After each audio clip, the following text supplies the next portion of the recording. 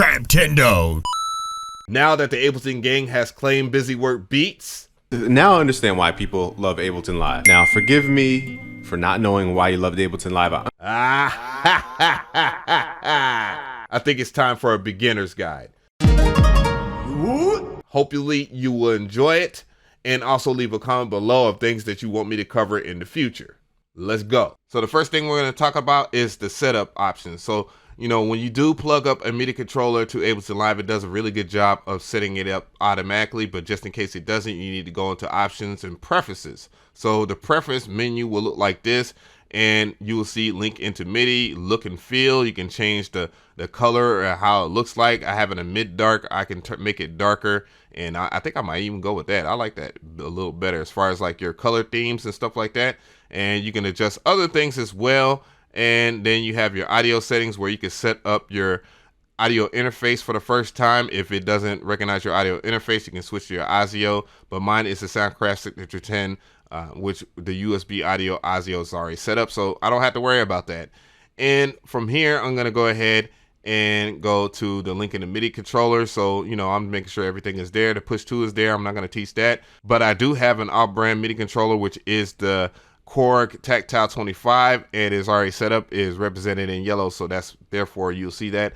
More importantly though is setting up your files and folders. So when you do go into here, you can rescan, so that way you can scan in all your VST plugins. It automatically does that when you start Ableton Live. It will configure that, but you know, if you have to set up your folder, make sure you set up your folder properly to your VSTs. Most important is this right here. We are in Ableton Live right now, and you'll see this little cursor bar. So this little bar right here is the actual loop.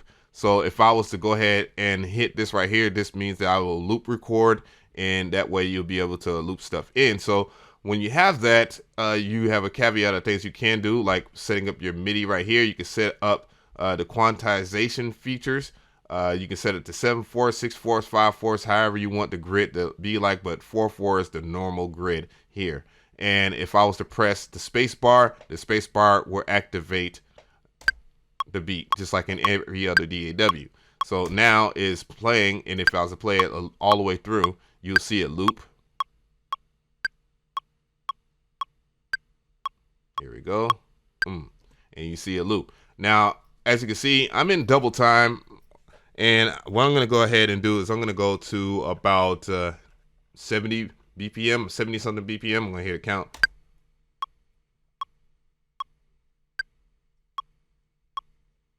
Hey, so now that we have that, that is cool. So I'm gonna go ahead, and you can set up the bars here. So that's 4 bars. This is 8 bars in single time. So, you know, if you're in double time, that would be 2 bars and all that.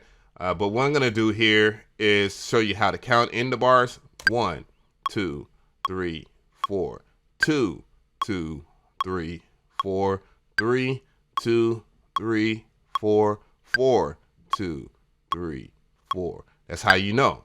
So if you was to do that in double time, let's go ahead and go up to double time real quick.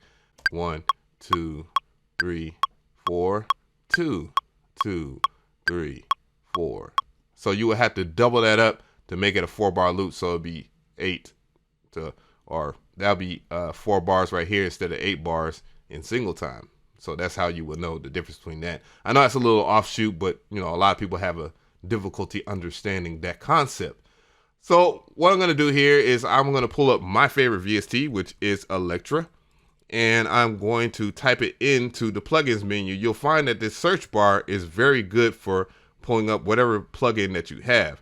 Of course, you know, my only gripe about Ableton Live is that if you do have a lot of VSTs installed, you know, it's a little difficult for you to see that, but you know, either way, to each his own.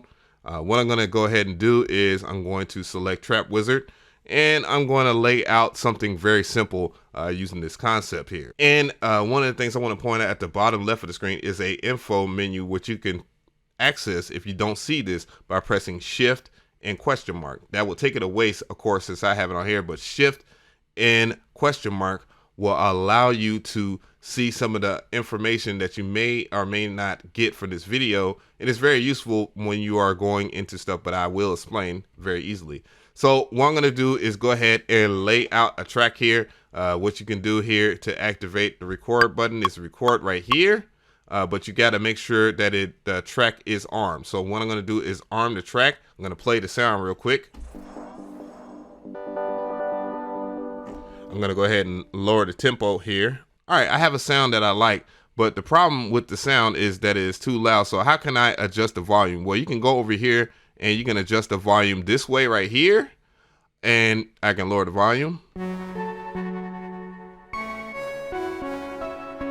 Or I can press tab and then bring up the menu here. I can close out this VST and then we can lower it over here. So what you can do is remind yourself is that this is vectorial, and you can stretch it out and make it any length that you want. So I'm gonna go with that for now. And now I'm gonna go back in the tab. 4. Hey.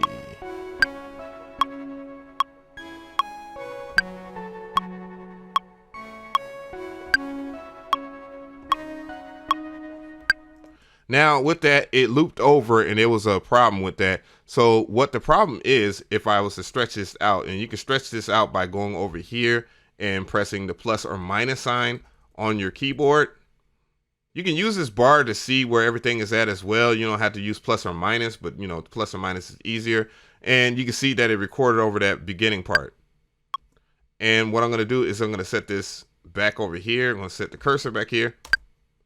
And what we're going to do is recover it by pressing Control Z so that it won't be overwritten. So now that we have this MIDI track, now what I'm going to have to do is quantize it because it's off beat. So how you quantize is you go over here, you click on this right here, which is the piano roll, and you can press Control and U to quantize, and everything should be quantized.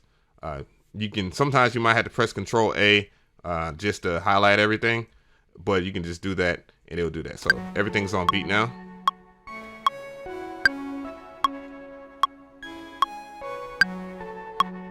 So now that we have that, yes, you can go over here to the piano roll and resize this as well. You can make it big, like you can make big piano roll notes or MIDI notes or whatnot. And you can go over here to the bottom right of the screen and adjust it, go over to wherever part of the MIDI that you want as well. And you can, resize that way as well by going up and down as long as you click on this part right here. So now you have that. The next thing we're going to do is work on some drums. So there's two ways that you can work on drums. One of the main things that you probably do is that you'll probably have a MIDI track or something like that, and you probably might lay out your drums individually. So I'm going to go ahead and find what I'm going to do here is go into my drums. So if you don't have your drums in here, you can just go to add folders and select where you have your drums at or whatnot. So you can go and select folders. So that's how you do that. But I already have my folder selected, and what we're gonna go to is the drums that I want. I'm gonna go over here to Slimy Air, and I'm gonna go ahead and select a clap of some type. That's not a clap. There we go. And now we got a clap. I'm gonna make sure I'm on the second MIDI track here by clicking and highlighting it. It's highlighted, so when I put that sample, it's gonna drop into here, and you can see it down here. Now there are caveat things that you could do in here. One thing I do recommend is that you go to one shot for like your snares or claps or something like that, and dial them in that way so it'll play all the way through. So it'll play the whole one shot. So now that we have that in here, this is what we're gonna do. We're gonna go ahead and record a clap in there. All right.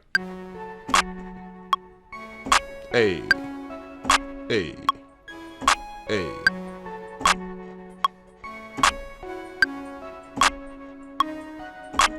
And there we go. We're good to go. So next thing I'm going to do here is I am going to do something totally different because I want hi-hats. So the next thing I'm going to need a MIDI track. I don't need an audio track. So what I'm going to do is press Control-Shift-T, and that's going to give me another MIDI track or MIDI channel for those who are FL Studio users. I'm going to go over here and left click and drag and select as much of the track I want as possible so that I can get the full amount of 8 bars. Now I'm going to right click on this, and I am going to select insert MIDI clip. So the next thing I want is hi-hats. This is the reason why I did that.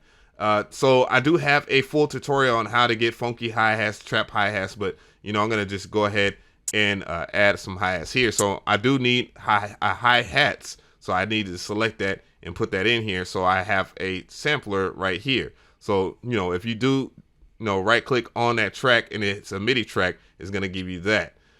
So, and I'm going to go back into here by double clicking on that. And that's going to bring me the piano roll. That's going to bring the piano roll back up. And now I'm going to go and access another tool by pressing B. And B is going to be the draw tool. So I'm going to draw in hi-hats. Now, I don't necessarily have to make the whole hi-hat track very long, but I can. I'm just going to go ahead and do that since I can. And boom. All right, so we're going to turn off the metronome because I don't need it anymore because I have hi-hats. And now we're going to lay out some kicks. I'm going to go and I'm going to do something a little different here because I want you to understand this feature. And that means I'm going to go and Control-Shift-T again to bring in a MIDI track. So Control-T will bring in an audio track, by the way, for those people that want to know what that does. And now we're going to go into drums. Now, the drum rack in itself is a brilliant tool. It's probably one of the best tools about Ableton Live because it saves you a track. However, when you do render your track, everything will be rendered separately from the drum rack. So let that be known. So the drum rack, if I go over here to drum rack, it will bring up the drum rack right here into that next track, which is track number 4. And then you see the drum rack right over here. So the next thing I'm going to do here is go down into my sample pool, and I am going to make a drum kit. What I'm going to do, since I already have the clap in there, I'm going to make a kick. So I'm going to go and select the kick. I'll grab that one. And it's going to correspond by the actual notes here. So C1 will be the kick. So C#1 will be whatever I want it to be. Yeah. So I can be that. Or this right here. I'm probably going to put it in D1 because it'd be easier on my keyboard.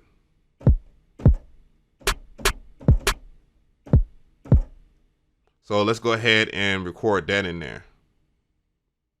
So starting from the beginning, make sure that your cursor is at the very beginning. Make sure that you have that, the track selected, and let's go ahead and hit record. Let's go.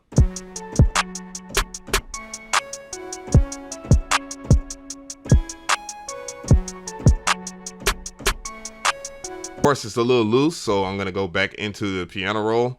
So let's hear that again.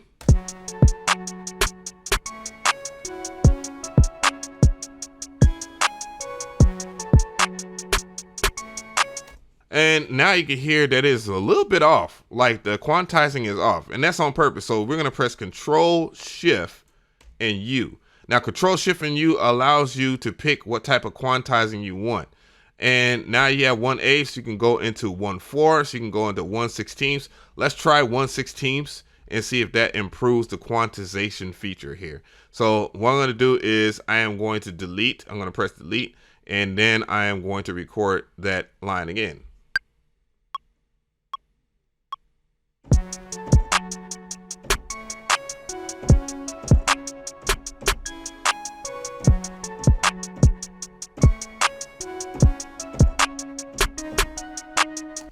All right, now let's play that back.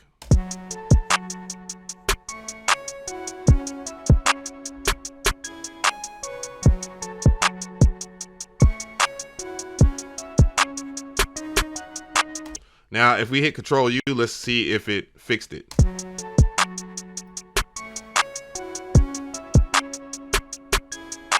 So it did fix it. So that's awesome.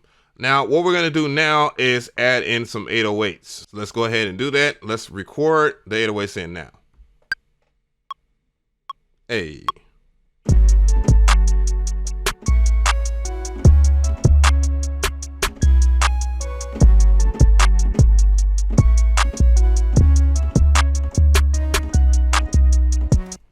Now we have that. Just go ahead and hit Control Z because it overdubbed again, and make sure that you keep that in mind. And let's go ahead and quantize, of course, and we're going to press Control U, boop, and hey.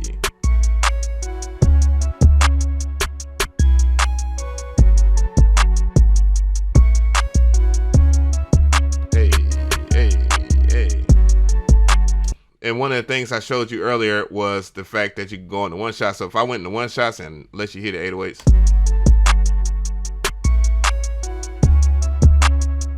And this is all good that it plays all the way through, and this is the way I want it.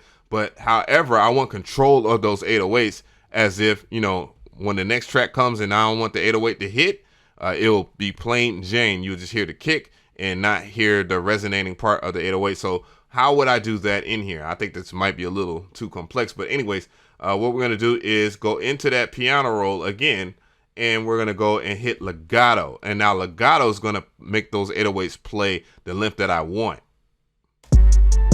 Hey. I also have a advanced version of how to do 808s. I will have that linked at the top right of the screen, and hopefully you will enjoy that video as well. The next thing I'm going to do, all right, so per se, you're not that great at melodies and all that, and you want something to help you out. What I'm going to do here is I'm going to go up here to this track, and I'm going to press Control-Shift-T again because I'm going to use another MIDI track, and then I'm going to go over here to my plugins, and I am going to go and set up, and perhaps I'm not the best keyboard player in the world. Well, this is where certain things come in. Like, okay, I'm going to play the track and maybe I don't know where to go from here. All right, so I'm going to pretend I don't know how to play the keys or anything like that, though I do know what scale I was playing. I was playing a F sharp Dorian, I believe. And I'm going to go over here to the scales. We'll find out in a second that, by the way. And we're going to go and see that Ableton Live has different scales, like a whole bunch of scales. And it even goes beyond that. There are some packs out there that are free and some that you have to pay for, but they'll be well worth it if you don't know what you're doing. So we're going to go and look for the Dorian mode. So I'm going to go and grab the Dorian mode. I'm going to go over here and set the bass to an F sharp. And when I play on the keyboard here, and I'm going to go ahead and show you guys.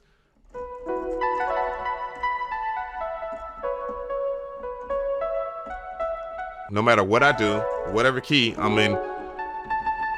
So I'm in the key of the scale no matter what I do.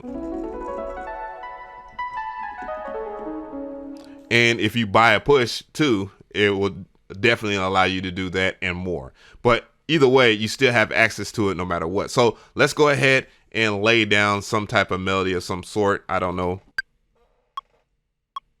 Let's go.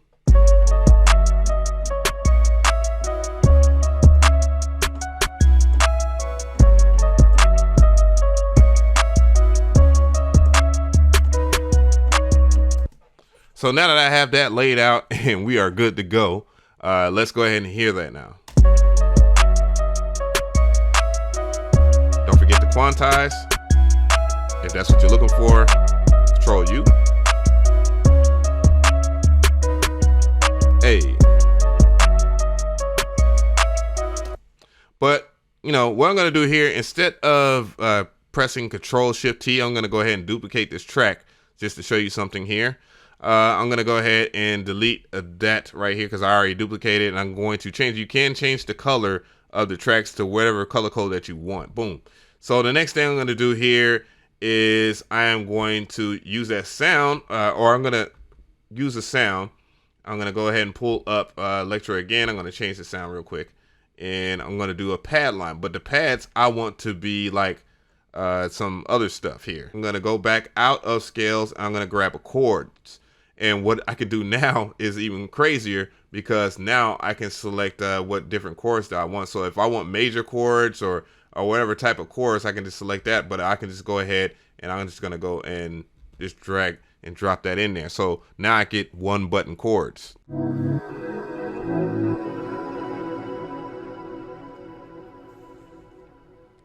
So I selected Jazz for Dummies, and I'm going to make sure, and you can switch the order of the effect. You should have your chord effect before the scale. So that way everything will be on point.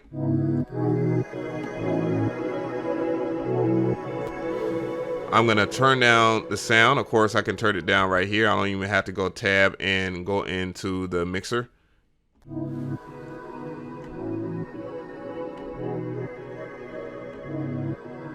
So let's lay that out. Let's go. Hey, hey, hey.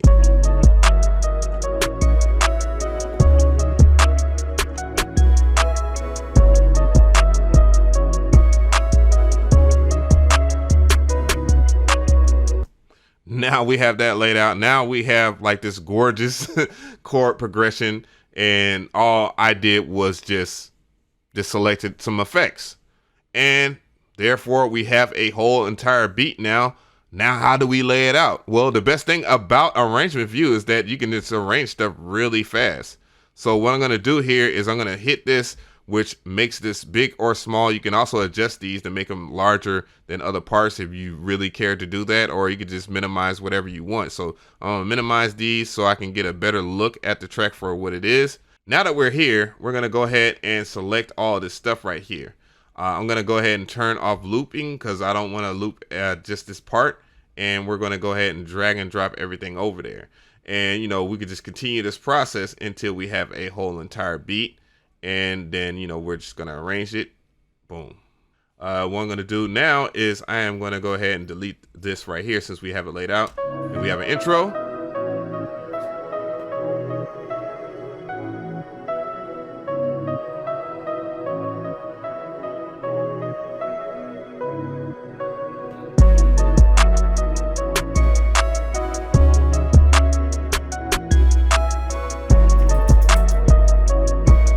So what I'm going to do is delete some parts here. I'm going to delete that pad part.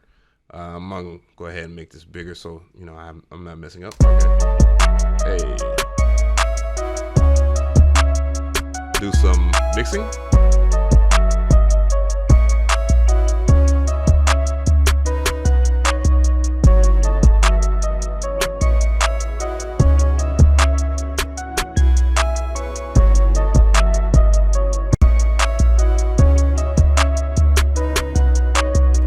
Now, what we're gonna do is bring this down. I'm actually might use this as a beat for real. I might clean it up a little bit more.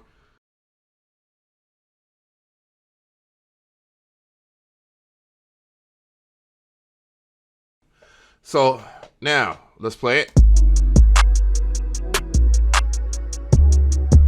All right, so let's play it from right here.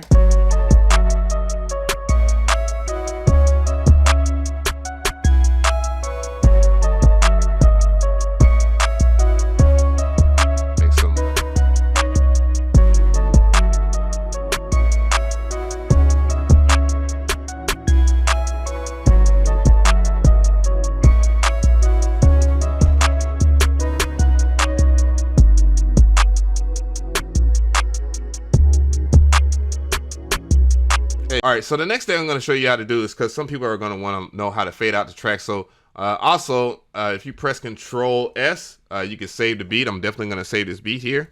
I'm going to save it as Traptendo Lessons. And boom. Now that we have that saved, we can go forward here and show you how to fade out. So what you got to do is go to this part of the screen right here, which is the automation. The automation will switch to this right here. And then you go into your master area because we're going to fade out the master part of it. And what we're going to do is we're going to make sure of one thing. So you see right now it says song tempo. It is mapped to this right here because that was the last parameter that I touched.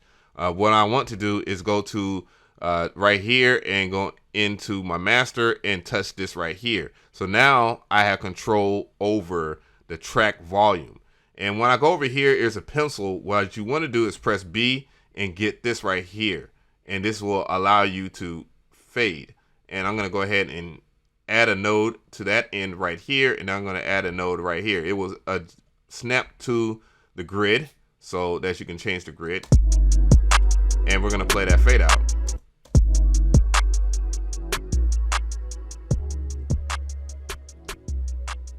Damn. So if you want slidey 808s, of course you can do that. And all you have to do is go to the bottom left part of the screen and grab this automation over here. MIDI control pitch bend. And now you can mess with different parameters. So I'm gonna go and I'm gonna draw in some nodes here. I'm gonna make sure that the 808 itself slides up properly. And go over here and let's hear it.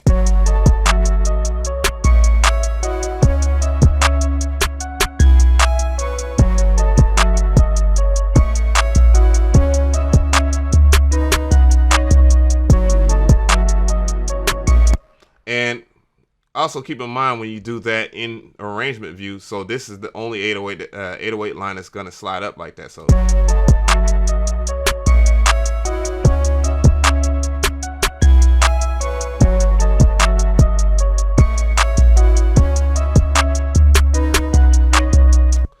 now that you know that, then you'll be good and copacetic in what you do from this further point on. Also, keep in mind that you could do panning this way too as well. So if you want to pan something in some sort of way, then you can do that. So hopefully now that you know that, you'll be happy. So let me know how you feel about this guide. Hopefully I taught you everything from a beginner standpoint that you might ask.